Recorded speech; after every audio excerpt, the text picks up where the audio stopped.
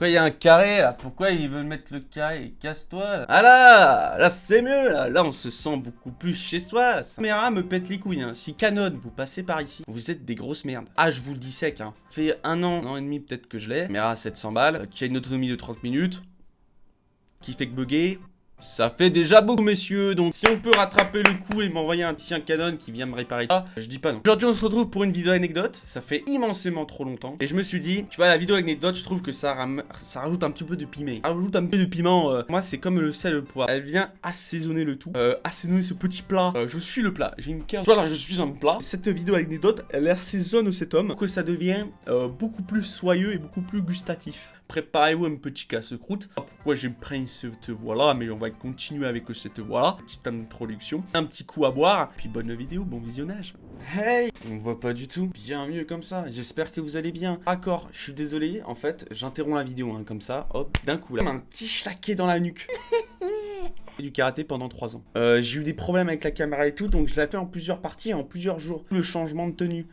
Première anecdote, c'était il y a quelques années. Il faut savoir que je suis allé au collège, c'est vrai. C'est pas la grande info du jour, mais je suis allé au collège. Oui, au collège, on fait le 6e, 5e, 4e. Et en 3e, vous avez de la pression. Pourquoi? Parce qu'il faut choisir son année de travail. Qu'est-ce qu'on va faire l'année prochaine? Donc comme la plupart des gens, hein, comme 90% des collégiens, qui vont en général, parce qu'ils ne savent pas ce qu'ils font, et ils se disent bon, ça doit pas être compliqué. C'est faux. Moi j'ai fait pire que ça. Moi je vais pas aller en général, je vais choisir un métier. Qu'est-ce que je vais choisir comme métier? Je ne sais pas. Donc je vais choisir, je me dis, je regarde un peu autour de moi, tu vois, je me dis, ok, ma mère elle est vendeuse, je suis claqué au sol, et voir mon père ce qu'il fait. Mon père il faisait cuistot. Je dis, bah cuistot ça doit pas être compliqué. Non, le pire métier de Franche-Comté. Niveau horaire, décalage avec tes potes et tes soirées, c'est le pire. Vous voyez que la cuisine, c'est le pire. Attention, hein, je dénigre pas le métier de restauration, très très bien. Mais pour la vie d'ado, c'est vrai que c'est pas le must. C'est vraiment pas le must. Donc je me dis, bah écoute, je vais aller en études de cuisine. Donc je fais un bac pro cuisine, total sur 3 ans. La première année, tout se passe bien. Même si je suis claqué au sol, tout se passe bien. Pas de soucis, tranquille. Deuxième année, je finis ma deuxième année, j'entame ma 3e année. Donc la 3e année, c'est l'année de la pression. Vraiment de l'année de la pression parce que du coup, vous avez le bac. Et le bac, le diplôme du bac, il faut l'avoir. Je l'ai pas, j'ai fait ces 3 années, j'ai perdu du temps, de l'argent à moi-même, à mes parents, à tout le monde, à toute la vie. Donc voilà, hein, il faut pas que je perde des années de vie, tu vois, qui sont inutiles. Donc ce serait un peu con de le rater. 4 jours, vous avez du cours théorique et vous avez de la pratique. Donc ça s'appelle le travaux pratiques. On allait en cuisine, tout simplement. Et on faisait des entraînements, des osselets, des os et une carpe, tu vois. Des os, il n'y a pas d'os dans une carpe, mais c'est pas grave. Si tu trouves des os dans une carpe, c'est compliqué. Toi, t'es en train de désosser le plongeur. Il y a un problème dans le poisson. C'est pas un poisson. Les TP se passent bien, sauf que moi, tu vois, je suis pas l'élève modèle. Celui qui écoute devant le prof qui fait Alors moi, chef, j'aurais pas fait comme ça. Non, non. Moi, j'aurais plus mis de la coriandre sur le poulet. Ouais, ça relève un peu le goût. Et du thym et du rafraîchissement, ça donne du goût, ça donne de la saveur. C'est un petit assaisonnement du sel et du poivre. C'est comme cette vidéo, c'est du sel et du poivre, tu vois.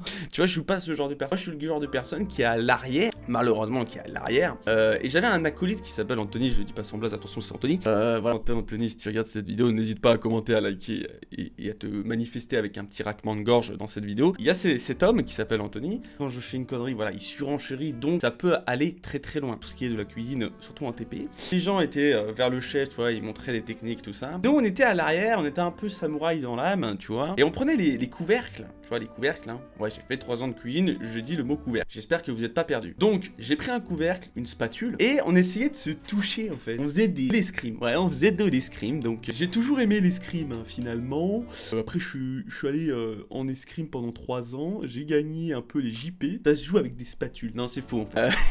Vraiment que j'arrête d'aller loin dans mes blagues. Donc, non, tu vois, moi, j'étais un peu Lancelot du lac. Tu vois, lui, il était un peu d'Artagnan en Papouasie. Ouais, c'était des matchs, hein. Attention, il y avait un programme, hein. Le vendredi ou le samedi, on a un restaurant d'application. Ton application, c'est en gros, c'est les élèves, parents des élèves viennent manger dans le restaurant pour tester un peu nos aptitudes linéaires, gustatives et visuelles. Ouais, excusez-moi, je vous ai pas trop perdu avec ces mots.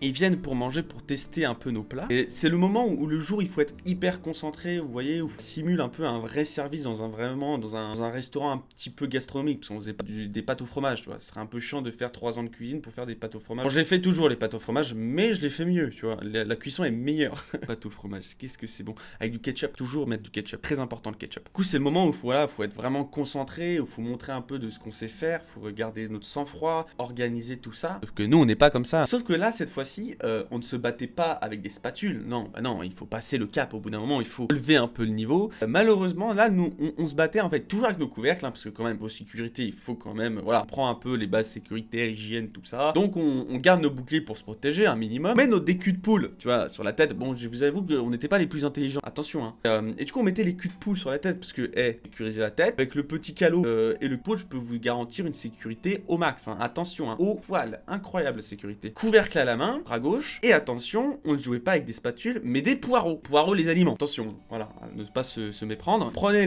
les poireaux et on se battait avec les poireaux. Oui, on jouait avec la nourriture, ce qu'il ne faut surtout pas faire en cuisine, hein. Je t'apprends de base dans un même si tu fais pas de formation, pas non plus très poli de jouer avec la nourriture. Mais nous, à ce moment-là, franchement, on avait des poireaux, des couvercles, des culs de poule, on s'est dit, viens frérot, on fait un octogone samouraï, des péistes. Bon, malheureusement, je perdais toujours, ce qui était un peu relou. Mais voilà quoi, on faisait des combats de poireaux. À ce moment-là, d'ailleurs, je crois, je sais plus si c'est le même jour, il y a un de nos potes de notre groupe de cuisine qui s'était ouvert le doigt, mais carrément, le doigt, genre, il était coupé en deux, genre, c'était horrible. Il pendait, genre, en mode, waouh, merde, fait chier, putain, c'est quoi le doigt, j'espère que ça va, machin.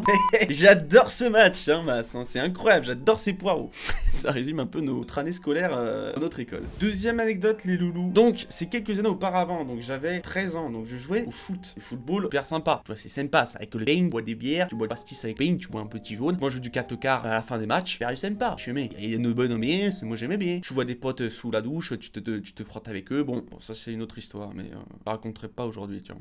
Ça, moi je suis arrière droit, donc défenseur droit. Il faut savoir que j'étais jeune, donc j'étais pas aussi extraverti qu'aujourd'hui. J'étais un peu dans le mood en mode j'adore la vie. Qu'est-ce que c'est la vie? La joie de vivre, la joie de vivre, je veux de la joie de vivre. Moi ou pas? Plutôt bon dans mon rôle. Je suis très rapide, donc je monte défenseur à ailier droit. Parce que je suis très rapide et je peux monter vite sur les ailes. Tu me comprends ou pas? Du 4-4-2 en fait, tout simplement. Sauf qu'en fait, je suis quelqu'un de très stressé à cette époque. Mais vraiment très stressé. Point où vous imaginez pas. En fait, à chaque match, malheureusement, je ne tremblais pas. Non, je ne mourrais pas. Pas que, peut-être. À chaque match, mais vraiment à chaque match, il n'y en a pas un.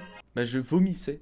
Même si j'avais rien mangé avant, je vomissais tellement j'étais stressé. J'avais peur de mal faire ou de pas réussir. Du coup, à chaque match, compétition, match amical, compétitif, match qui sert à rien, ça dégageait, tu vois. Si j'avais rien mangé la veille, si j'avais mangé un maxi tacos qui fait 12 viandes avec kebab tacos moellon, je peux t'assurer que je te jure que je vomissais tout. Le premier but, c'est incroyable, je trouve que c'est une émotion. T'as l'impression que tu marques le but de ta vie entière. Que moi, en fait, il y en a, ils mettent des trop grosses transversales rentrantes, barres rentrantes, tu vois, c'est les mecs les plus beaux gosses, tu vois, ça te met en confiance pour la suite. Ça caractérise un peu ta personne. Sauf que moi, en fait, bah du coup, c'est pas comme ça que ça s'est passé. Je joue sur des largeurs, pas sur des longueurs. Frérot, je suis pas Usain Bolt, au bout de 10 minutes, je suis crevé. Je suis milieu droit, je me rappelle, il y a une passe au milieu qui se passe, moi je commence à avancer sur le petit, je sais pas pourquoi je prends cette voie. Je commence à accélérer sur le côté droit, on me fait la passe en profondeur, je me réaxe sur la gauche, et je frappe du gauche, je suis droitier, j'ai jamais frappé du gauche. Frère, t'es ambidex dans l'âme, du tout, très peu, je suis très maladroit. La frappe, elle est éclatée, mais alors, éclatée, rater, sol, qui fait des virages un peu, tu vois, non, c'est bizarre. Et dans ma tête, je sais qu'elle y est pas en fait. Dans ma tête, c'est en mode, je me retourne, je me taille et je me replace. Et je commence à repartir, et puis et tout le monde commence à crier, ouais!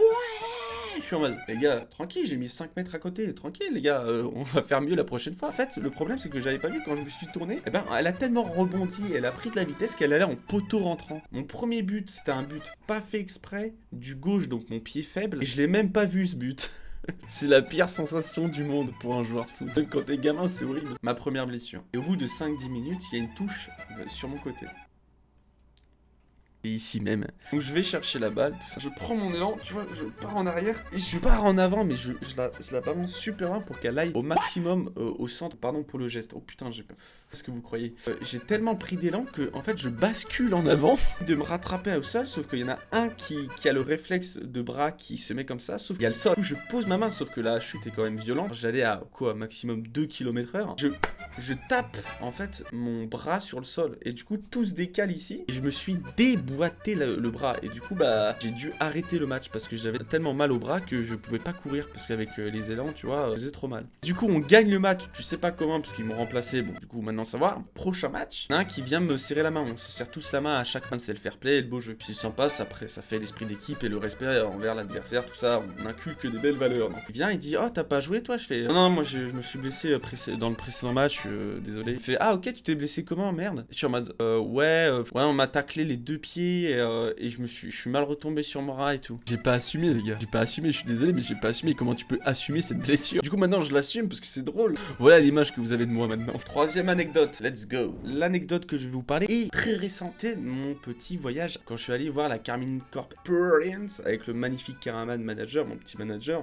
Salut à toi. En fait c'était vraiment la journée horrible de l'histoire de France parce qu'en fait on était trop dans le speed. En vrai on a eu de la chance sur le trajet de l'hôtel à l'événement parce que c'était vraiment à côté et ça franchement ça nous a carré de ouf. Sachant que quand on est arrivé à Paris, dès le début, problème de folie, il y a que des travaux. Paris c'est l'horreur, il pleuvait, il faisait pas beau, on connaissait pas la ville et il y avait des travaux de partout. Du coup pour accéder à l'hôtel, il fallait faire tour à pattes de Paris avec nos sacs, on transpirait, c'était horrible. On arrive à l'hôtel, on prend notre chambre, on pose, on se change, pas direct à la Carmine Experience, on avance de 45 minutes. Incroyable. Record du monde. On rentre, on voit un peu, on prend des photos, machin. Mais arrive le moment fatidique. On commence à aller dans la file indienne. Mon pote passe avant moi. Problème. Sauf que moi, problème. Gros problème. Je passe, j'ai un peu la main tremblante. Le stress revient, tu vois. Le stress d'autre là, il est en train de reprendre le dessus. Avoir fait tout ce chemin de 5 heures de route et tout. Enfin, se faire reculer à l'entrée, ça aurait été horrible. Malheureusement, mon scan ne passe pas. Flashcon ne passe pas. Donc, on me dit, rassure-toi, tu n'es pas le seul. Ça me rassure à moitié. Très peu, finalement. Parce que moi, je veux rentrer. Et du coup, on me dit, va faire un test PCR là-bas, l'infirmière t'attend. J'arrive à un local dans le palais des congrès. Il y a 2 majordomes super bien habillés, super classe qui me disent, est-ce que vous avez votre carte vitale? Ça sera plus simple pour la suite de la procédure. Je suis en mode, ok, ils sont sérieux, c'est carré. Et ils me disent, l'infirmière va arriver, place-toi ici, assieds-toi tranquillement et ne panique surtout pas. Prends cette voix et ce visage très ferme, ça veut dire que t'es très sérieux et très... Du coup, moi, je suis en mode, ok, tranquille, je prépare ma carte vitale parce que j'ai vraiment hâte d'y aller et je stresse un peu parce que... Du coup, j'attends cette jolie infirmière parisienne, tu vois, je me dis, Paris, majordome, palais des congrès, être une pépite. Non, non, non. Un mec qui fait 4 mètres de hauteur, barbu comme ça, hein. Franchement, il était barbu comme ça, un petit nounours. Du coup, j'étais agréablement surpris finalement. Il me charcute le nez, il fait son bail, et il me dit, t'auras le message dans 10-15 minutes en message sur ton téléphone. Je fais ok, pas de souci. Il est 18h40 ou 17h40. Je sais plus à quelle heure ça commence. En gros, c'était à 20 minutes avant l'événement. Et il faut savoir que à partir de 19h ou de 20h, je sais plus, c'était impossible de rentrer. Il fermait les portes et plus personne pouvait rentrer et sortir. On a vu même Alpha One et on l'a même pas remarqué. On s'est dit, mais il est connu lui ou pas? Du coup, je prends mon téléphone. 40, 45, 50, 55. Toujours rien. Et là, je suis en mode... Tu sais, je regarde mon pote, je suis en mode... Ah, c'est mort, mec. Et lui, bah, je peux le comprendre parce que ça aurait été horrible aussi pour lui. Il commence à me dire, bah, tu sais quoi, vois les places du truc. Si ça passe pas comme ça, au cas où, bah, moi, je passe et tu me rejoins après. Et à ce moment, je fais... Il m'avait soumis l'idée déjà auparavant, mais je me suis dit, attends, on va tranquille, on va attendre le petit message de Sidep. De 4 minutes avant la fermeture des portes, je me dis, bon, mec, on va adapter ta méthode là parce que là, j'en peux commencer à bouillir. Du coup, je me dis, bah, tu sais quoi, nique sa mère, j'ai rien à perdre finalement, j'ai rien à perdre. Du coup, je reprends le QR code de l'avant. J'augmente la luminosité, je l'avais pas fait, je sais, je suis un idiot, mais on savait pas comment ça se passait avec ces QR codes à l'époque. Je repasse le code, je stresse, ma main bégaye. Le mec il dit, frérot, tu peux arrêter de bégayer parce qu'en fait là tu trembles et on dirait un marteau-piqueur. Donc c'est chiant et j'arrive pas à le scanner ton truc. Et du coup voilà, je le passe et il arrive à le scanner et valide. Je suis en mode, à 2 minutes, il était 58. 2 minutes après, j'aurais pas pu rentrer, pas pu voir Prime, pas pu voir la défaite de K-Corp, bon, voir le Rooster Rocket League, j'aurais pas pu voir tout ça. Mais finalement c'était incroyable, je vous invite encore à aller voir la vidéo, elle est géniale. Beaucoup d'émotions dans cette vidéo. On est passé par le stress, par l'amusement, par la connerie et par l'anxiété et du vomissement aussi. Mets un petit pouce bleu, abonne-toi si c'est pas déjà fait et puis viens me suivre sur les réseaux sociaux, sur Twitter et je vais régler ce problème de cam parce que ça commence à me péter les couilles. Ah, je commence à bouillir un peu là, j'ai l'impression de porter à ébullition. Hein. Ouais, je vous fais des bisous, ciao ciao, gardez le sourire, gardez le moral et puis pigni mouniagno, ciao.